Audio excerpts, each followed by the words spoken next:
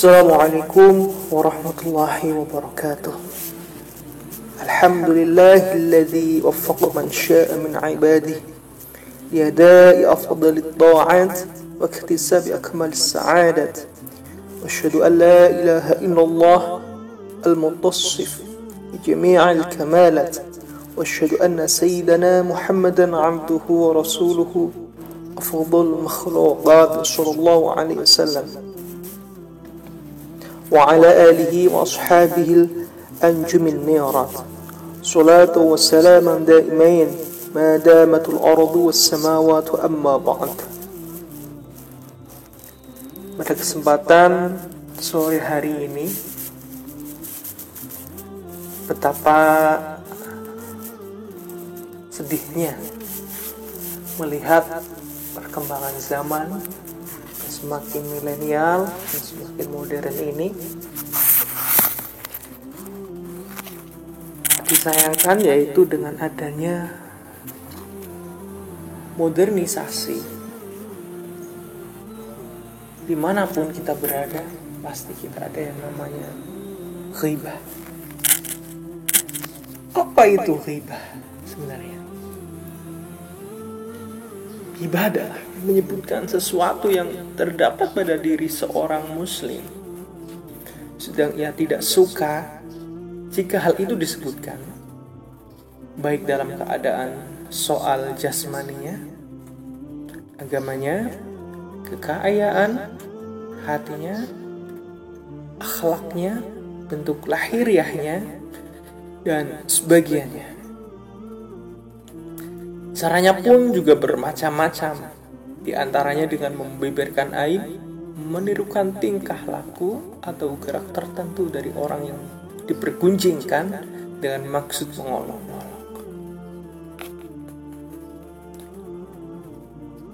Untuk keutamaan dari mencegah ghibah juga sangat luar biasa. Barang siapa yang ghibah atas kehormatan saudaranya, niscaya pada hari kiamat Allah akan menghindari dari api neraka dari wajahnya. Tapi di sini ada sesuatu ghibah yang dibolehkan. Ghibah dibolehkan itu karena tujuan yang benar secara syar'i yang tidak bisa diwujudkan kecuali dengannya. Itu ada 6 sebab. Yang pertama adalah mengadukan kezaliman. Orang yang dizalimi boleh mengadukan perbuatan pihak yang menzaliminya. Contohnya kepada penguasa, kepada hakim pada zaman dahulu, dan orang lainnya yang berwenang atau mempunyai kekuasaan untuk mengambil haknya dari pihak yang menzaliminya. Misalnya, dia berkata, si Tono telah menzalimi saya dengan melakukan begini.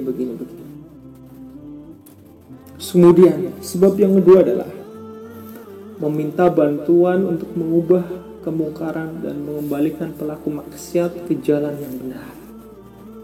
Misalnya apa? Seorang berkata kepada pihak yang diharapkan itu mampu melenyapkan kemungkaran. Si fulan melakukan ini, maka cegahlah. Dan ucapan lain yang semakna yang maksudnya adalah berusaha menghilangkan kemungkaran. Bila maksudnya bukan itu, maka hukumnya haram. Terus bab yang ketiga, meminta fatwa. Misalnya, seorang berkata kepada mufti, bapakku, saudaraku, suamiku, atau fulan yang menzalimiku dengan melakukan ini dan ini, apakah dia memang boleh melakukannya? Apa solusi yang tepat bagiku untuk membebaskan dari dirinya? Mengambil hakku kembali dan menolak kezaliman. Dan ucapan lain yang semisalnya ini boleh karena adanya keperluan. Walaupun yang lebih hati-hati dan lebih baik adalah dengan mengatakan apa pendapatmu tentang seorang laki-laki, seseorang atau seorang suami yang melakukan ini dan ini. Dengan ini tujuannya tersampaikan tanpa menyebutkan nama.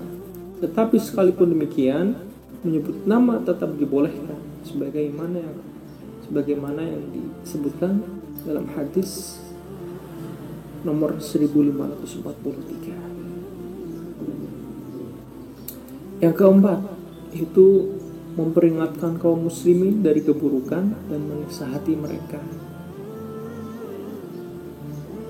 Yang kelima, seseorang berbuat kefasikan atau bid'ah secara terbuka, seperti halnya orang yang meminum khamar atau minuman keras secara terang-terangan, memaksa masyarakat, memungli mereka, mengambil harta mereka secara zalim, dan melakukan hal-hal yang batil. Maka boleh menyebut perbuatan yang dilakukannya secara terang-terangan, namun haram menyebut aibnya yang lain, kecuali bila ada sebab lain yang membolehkan menyebutkannya dari sebab-sebab yang telah dijelaskan tadi. Terus yang selanjutnya yang keenam, sebab yang keenam yaitu menyebut gelar seseorang. Bila seorang dikenal dengan sebuah julukan, si rabun, si pincang, si tuli atau si buta, dan lain-lainnya, maka boleh menyebut mereka dengan julukan tersebut. Namun haram memakai julukan tersebut bila maksudnya adalah menghina. Seandainya kemungkinan menyebutnya dengan sebutan lain, maka itu adalah lebih utama. Karena apa? Karena itu sudah termasuk menyakiti hati orang tersebut. Maka dari itu, dalam situasi pandemi ini, dalam situasi bulan Ramadan, bulan suci ini, semoga kita terhindar dari ghibah-ghibah yang tidak dianjurkan tadi. Karena apa?